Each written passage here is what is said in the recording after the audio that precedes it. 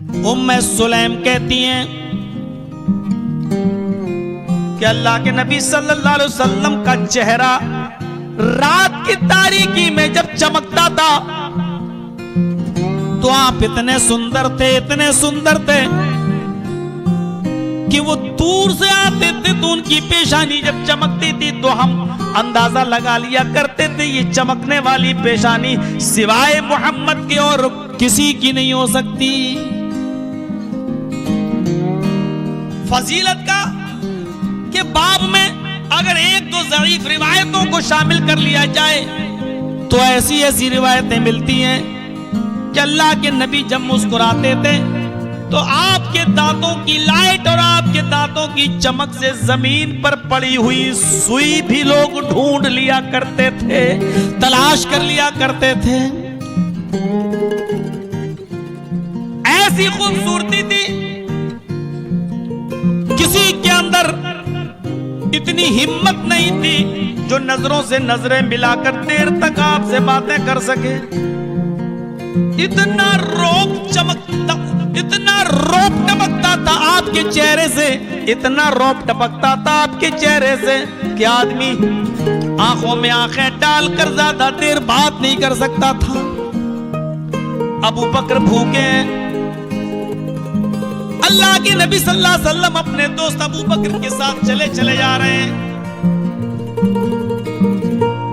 एक दरवाजे को दस्तक देते हैं, अंदर से एक औरत बाहर निकलती है।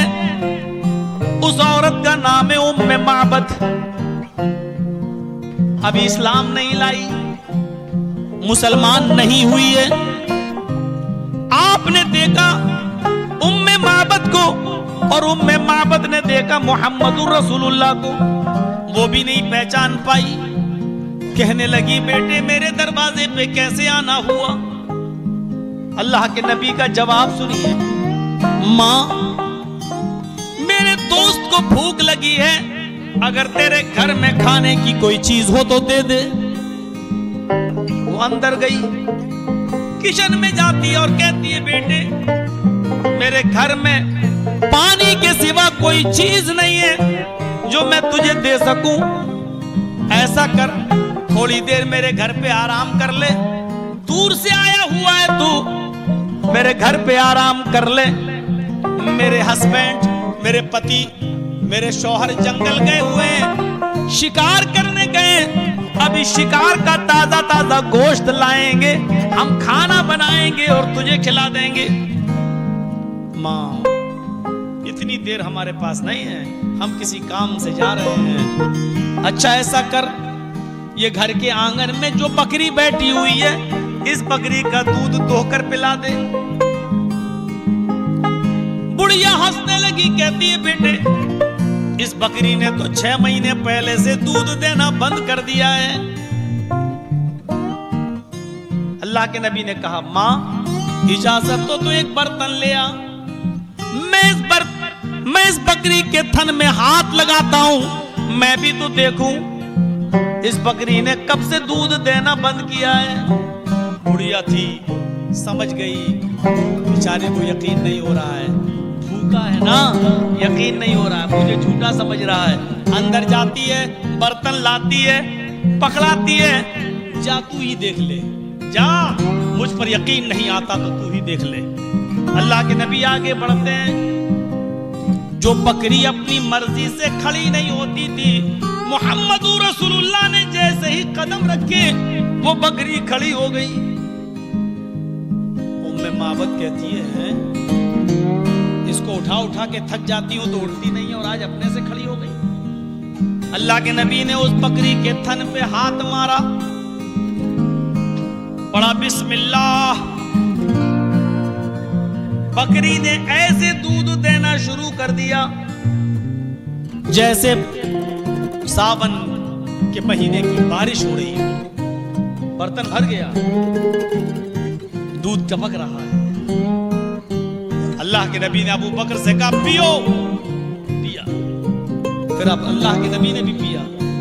जो बचा बुढ़िया से कहा मां ले तू पी ले, उसने भी पिया। कहा कि बेटे अभी भी कुछ बच गया, रख ले, तेरा पति आएगा तो पिला देना। आगे बढ़ने लगे। उस बुढ़िया ने पीछे पकड़ के कहा, बेटा मैं तुझे जानती नहीं हूं कि तू कौन है, लेकिन अब थोड़ी देर रुक जा। जब इतनी देर रुक ही गए हैं, मेरे शौहर आने वाले हैं, गोश्त लाएंगे, मैं बनाकर तुझे खिलाऊंगी। अच्छा मां आज जाने दे, हफ्ते भर 10 दिन के बाद जब लौटूंगा तो वादा है तेरे घर से होते हुए जाऊंगा। देखो बेटे वादा कर रहे हो? हाँ। चले गए। मुश्किल से 100 कदम गए होंगे, मुश्किल से 100 कदम। उस बुढ़िया का शौहर अबू माबद घर में तशरीफ ले आया। हदीस की किताब में नक्शा देखिए। अबू माबद घर में आया, गोश्त उसके सर पे लदा हुआ था। घर में घुसता है, गोश्त की पोटली उठाकर रखता है, उसको घर में खुशबू महसूस होती है।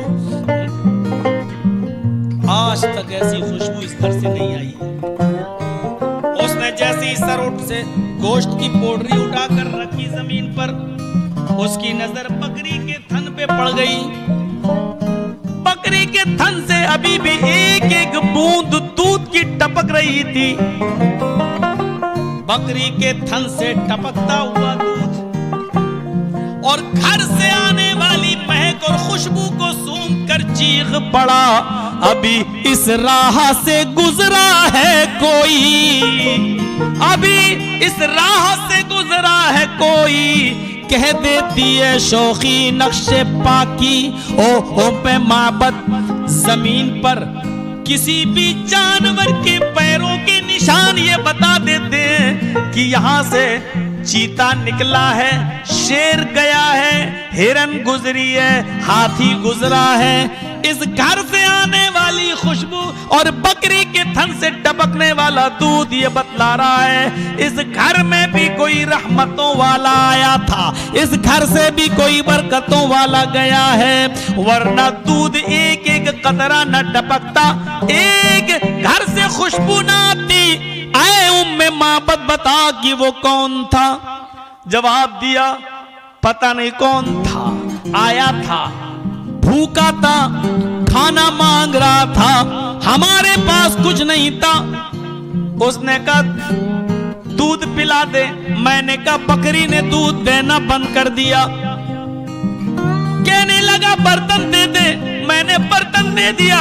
उसने बकरी के थन से हाथ लगाया, बकरी ने दूध देना शुरू कर दिया। अरे जाते जाते वो ये भी कह गया कि जब तक ये बकरी जिंदा रहेगी दूध देती रहेगी। कहां गया वो? बस अभी निकला है, 100-150 कदम दूर गया होगा। जाओ जल्दी उसको लेकर आओ, गोश्त आ गया, खाना बनाती हूं, उसको खिलाओ, मेहमान था हमारा। अबू माबद घर से बाहर निकले, दौड़े, तेज स्पीड में गए, फिर लौट कर वापस आ गए। कहने लगे उम्मे माबद तुमने ये तो बतला दिया कि वो कहां 100-150 कदम दूर गया होगा, लेकिन ये तो बताया नहीं कि उसकी शक्ल कैसी थी, उसकी आंखें कैसी थी, उसके गाल कैसे थे, उसका सीना कैसा था, उसकी आंखें कैसी थी, उसकी नाक कैसी थी, उसका रंग कैसा था, हम उसको पहचानेंगे कैसे? ओ उम्मे माबद बता तो सही कि उसकी शक्ल सूरत किससे मिलती जुलती थी।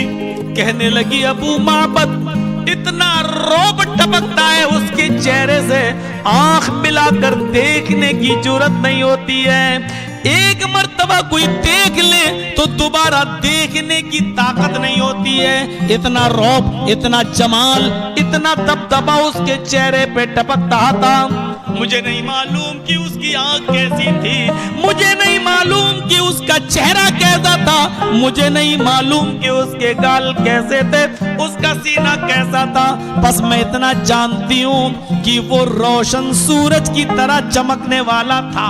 तुम्हें जो सबसे ज्यादा खूबसूरत नजर आए, तुम्हें जो सबसे ज्यादा खूबसूरत नजर आए, जिसकी पेशानी, जिसके गाल, जिसका चेहरा चांद की तरह चमक रहा हो उसी को पकड़ ले आओ। वही हमारे घर आया था, वही हमारे घर में खैर और बरकत के दरवाजे खोल कर गया है।